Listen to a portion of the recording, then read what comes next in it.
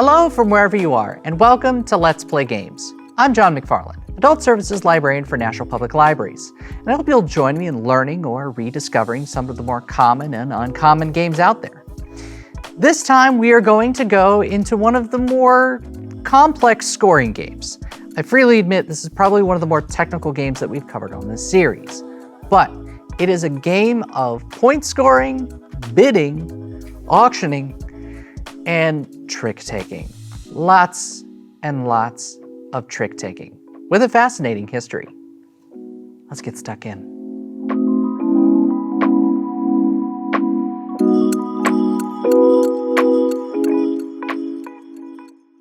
Okay, so I went ahead and made this a little easier and divvied up the cards because much like most trick-taking games that involve an entire deck, you just deal everything out at the start. There's no drawing, it's just discarding and shedding your cards.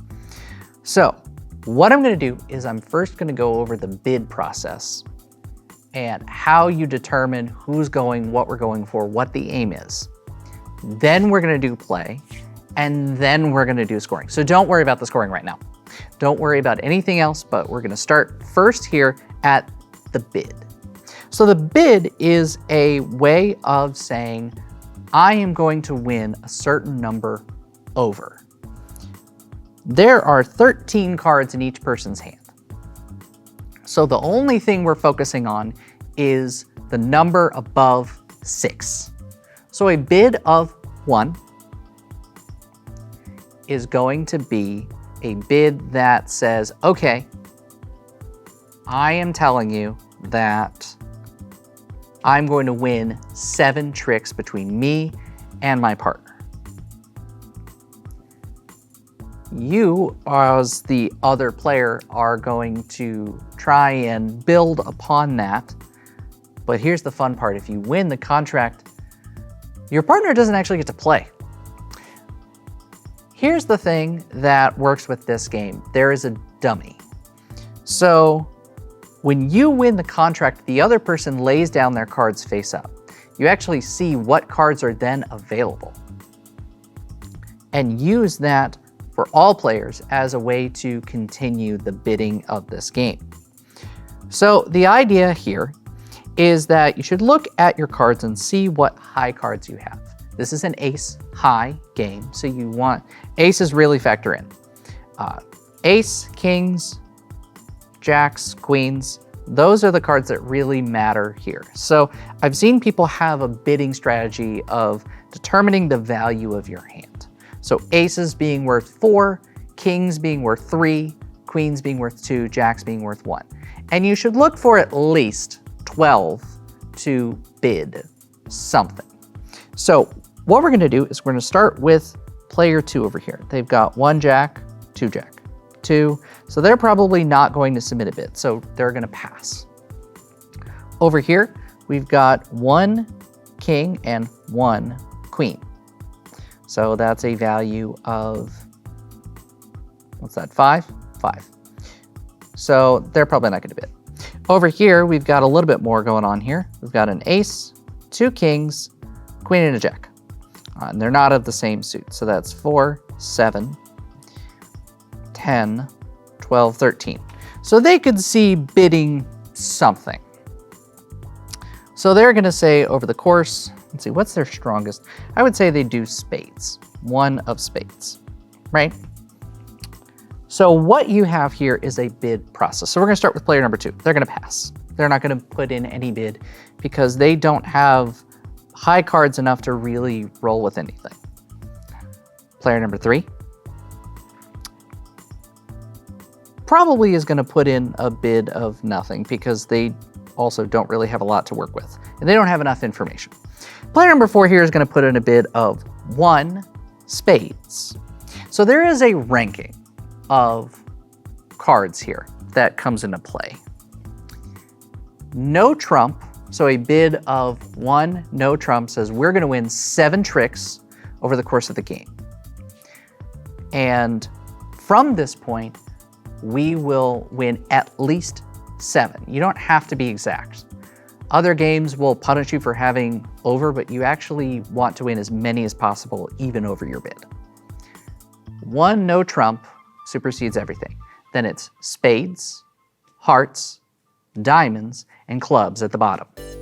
So they're going to put in a bid of 1 spades. That is the high bid. Here, they've got 7 of the 13 trump cards, and they know that 1 spades does not meet. So they can either do 1 no trump or 2 spades. And somebody would have to exceed that bet. So they're going to put in a bid of 2 clubs. That says over the course of the game, we are going to win 8 of the 13 tricks. Not bad. So play moves on here. They have to beat that bid. They're not going to do that. They're going to pass. This person who knows they have 3 spades knows that they can factor in, so they'll pass. This person would have to then do at least 2 spades or 2 no trump in order to win. They don't have a lot of high cards, so from this point they say, all right, fine, have it. So now the spades are going to be our trump suit. Player 3 is going to lay down their cards. And from this stage of the game, they are a dummy, and they will be played for by player number 1. Now they may say, okay, hey, I want you to play this particular card, but in general, from that moment on, player 3 just gets to sit there and look pretty. So, from here, the bid and the contract has been signed, as it were, and now we're going to play. That's the bidding process. Let me take a step back. Let me tell you about the history of this game, because we've got a long and complex history. But we'll do that, and then we'll do gameplay. Ready? Here's some history.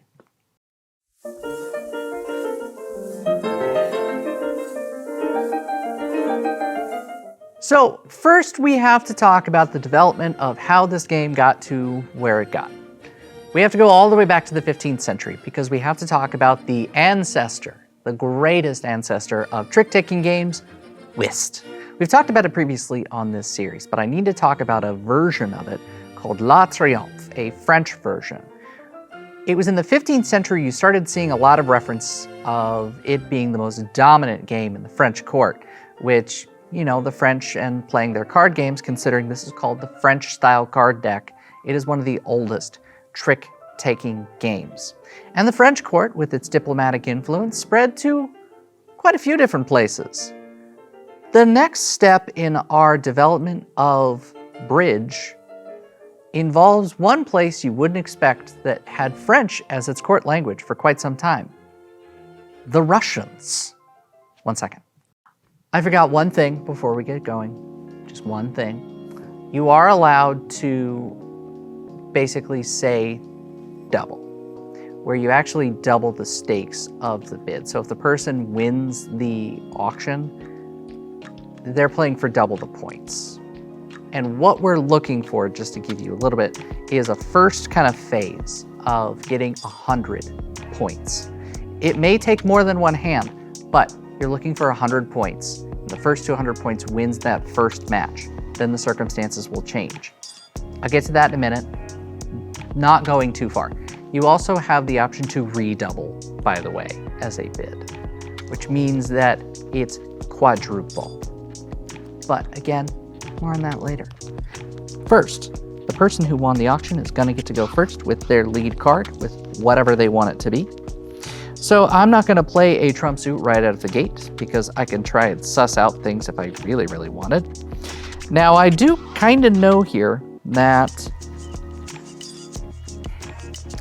I've got the 4, the 6, and the 8. I'm actually kind of thinking about it now. The 10 of... 10's the only one. So that's 1, 2... They don't have any. So they're gonna have to get rid of their dumpy cards quick. That person has 3, so they can last 3.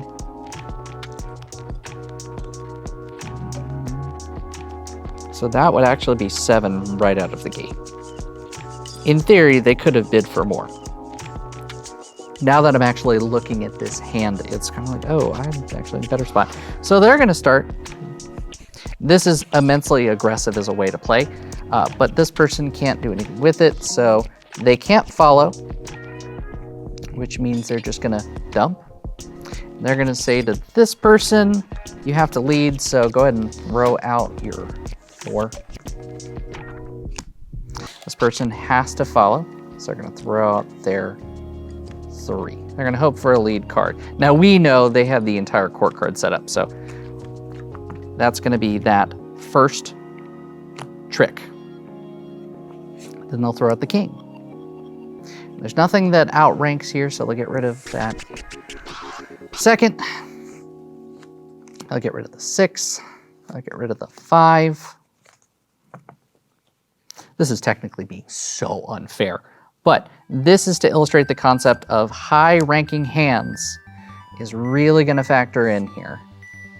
3, and they'll say, all right, you got to follow. And then this person will have to, and they're like, ah, there it is, the 10. So now we'll kind of set up here. As we get closer and closer to the kind of end game here, they're going to win some amounts, but it's not going to be an incredibly lot. So now we can start working with other suits. So now you want to play a little more strategically because you have sussed out pretty much the entirety of the trump suits, which means you can technically now start forcing people to play cards that they want to play. So you've got the ace here. This person knows that they can't win. It says, all right, go ahead and get rid of that 2. This person is going to get rid of the jack since they know they'll at least have the king later. So they'll win that one. And I might as well go ahead and get rid of this heart situation going on here because they know the king's there. They'd say, all right, get rid of your 6. This person says, fine, I'm just getting rid of the 4 then. So again, this is where you're getting very close to already having your initial bid. And part of the other element of the game here is trying to force somebody into an untenable bid, so that way they underscore. But this is an immensely good deal for player number 1. Okay, what's next? They know they've got to suss out some other cards. They at least know the spades are out there somewhere. Don't want to necessarily follow that yet. They know the king's out there somewhere. So that's the other part, is you know what cards are theoretically left based on what's been played out. So they're gonna go ahead and start trying to figure this out. They really technically need to lose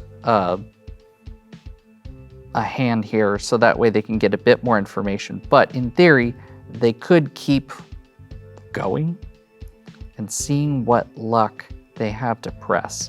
Like I said, knowing that the king and the ace are out there really factors into what decision making they have. But especially since spades are trumps, probably just go ahead and force people to get rid of cards that they don't want to get rid of. So they can't follow on spades, get rid of the lowest ranking card, and they'll say, you know, get rid of your lowest ranking card, which will be 3. This person will get rid of a heart, but that's 1, 2, 3, 4, 5, 6. So they just need to win one more, which they're definitely going to be able to do here. That 7. This person will get rid of the 8. This person will get rid of their 4. This person will then get rid of their 5. So now you're being very strategic, and this person's going for at least what is called the small slam or the grand slam. The small slam is done by winning 12 of the 13. Grand slam is winning all 18. So we're seeing here that point total wise, things are getting, well, shall we say, interesting. So from here, now we're going to Like I said, this person's still kind of in that control situation. They know what's left over. They'll get rid of a 9. This person has a 9. This person has a 5. This person has a 6. So notice they're starting to run out of card options here, but hey, we're really getting towards this end now to where, hey, we've at least won a comfortable amount. What's left? I'll put out this jack. This forces another 9. That forces this 7. That forces this 7. So technically, all this person has, they're playing very aggressively. And we just have these 4 remainders. They've got, let's see. I think they'll go ahead and throw out this 4 here. So person has to lead. They've got 9. They can't play with anything. They don't have trumps. So they're gonna get rid of, they kind of know that spades are really all that's left, and they'll keep this 8 of spade for it. So this person has to lead. So player 4 will get 1. Let's see if they can finish it out. Can make hearts lead or spades lead.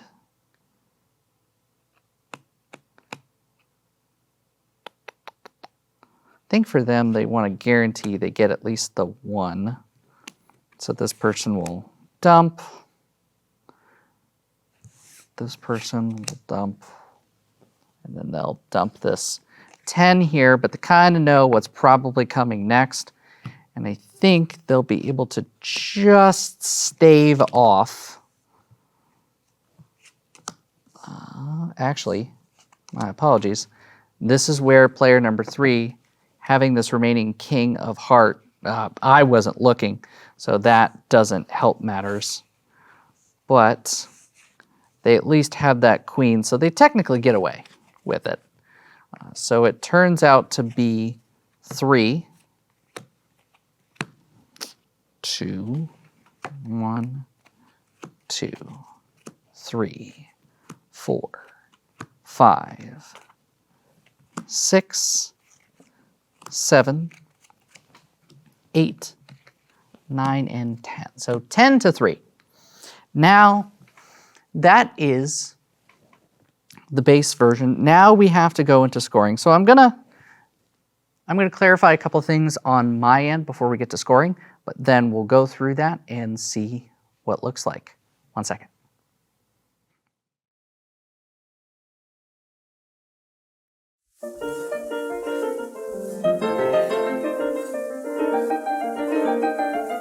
So as I mentioned, the Russians are our next kind of stop on the development of this game.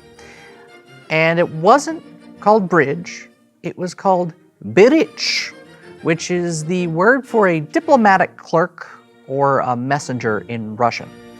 So we start seeing it also published in rule sets as Russian whist, and primarily out of Crimea. Its first true publication was in 1886 by an Englishman who learned the game in Constantinople. If you believe that theory, of course there have to be multiple theories. Another theory also goes through Crimea, the Crimean War in the 1850s, which also was between the Russians, the French, and the British. Lots of mixing of cultures. So this game, having all 3 major nations that play bridge in some form, in this point, helps with the development of the game. But during the Crimean War, allegedly, British soldiers would name a game of bridge after a bridge that they would use to play in a tavern in between conflict.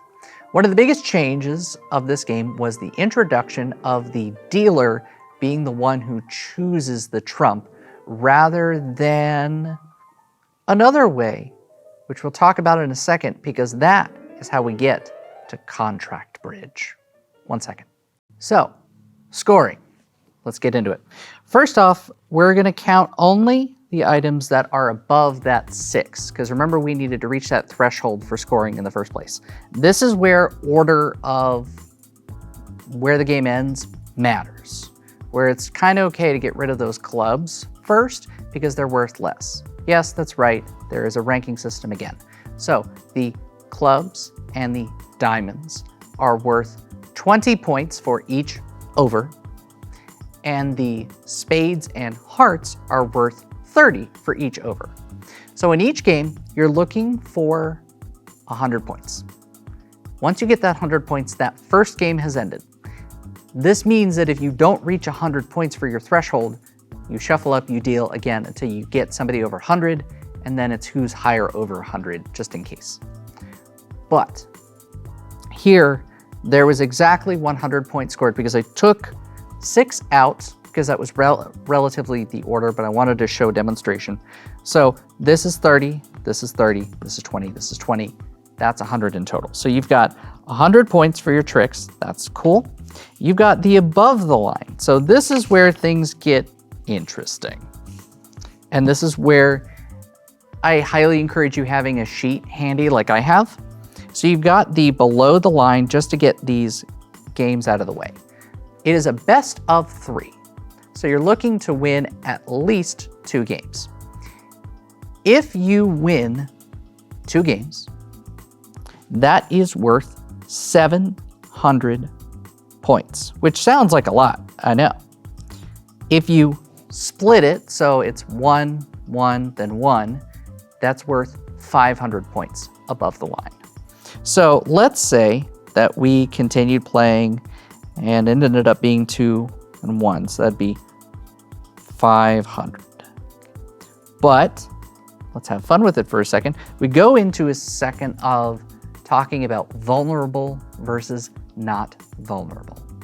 So if you win a game, you are considered what's called vulnerable, which means that you can technically win more points by being in this vulnerable situation because you're now trying to win more forcefully than being not vulnerable. So it's some different scoring systems. So let's say you win in the 3rd game, but let's see, that's gonna be, so 200 points of tricks, and then this person gets 100, and let's see. Let's make it interesting here for a second, and let's say that they did the small slam, so that'd be worth 750 points, which means they'd have to win everything except 1. So we're really gonna push our limits here. Let's see, that's 4, that's 4, and that's 4. So that'd be 12 tricks. And then we're gonna take 6 out of it. Let's see, what are we left with? That's 20, 40, 60, 80, and then 60, so that'd be 140. So 140 points of tricks. Small slam. We'll just say it was a contract. Everybody wins their respective amount. So this is where the scoring comes into play, where technically that's 500, 600, 700 in total versus 750 and 140. So that'd be 890. So this is where scoring and actually getting that run up the score does matter here, because on player 1 and player 3 side, if we say that they just won normally, but 2 and 4 won in a stellar fashion, you can actually make up for the loss in 1 game or even 2 games if you play really well in the 2nd game. So just because you may lose a game or lose 2 of the 3 games does not actually mean you're out, depending on the way you play. So strategy and the way that you take these tricks becomes such a huge aspect of this game. That, in its core, is contract bridge.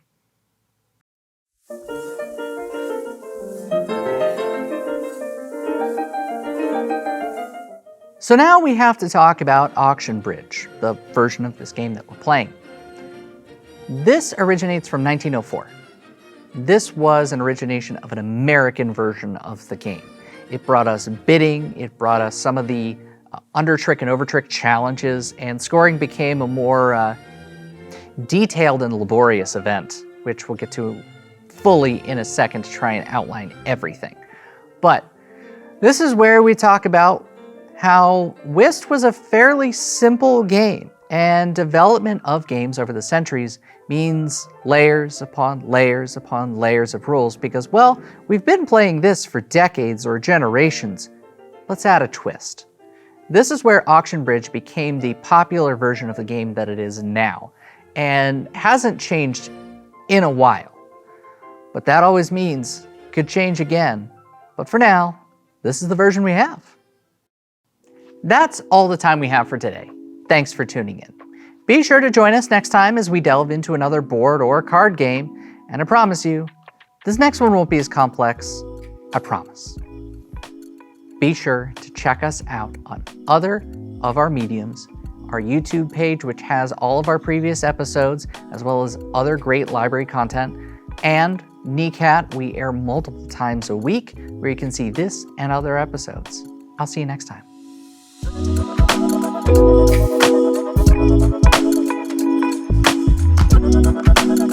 Thank you.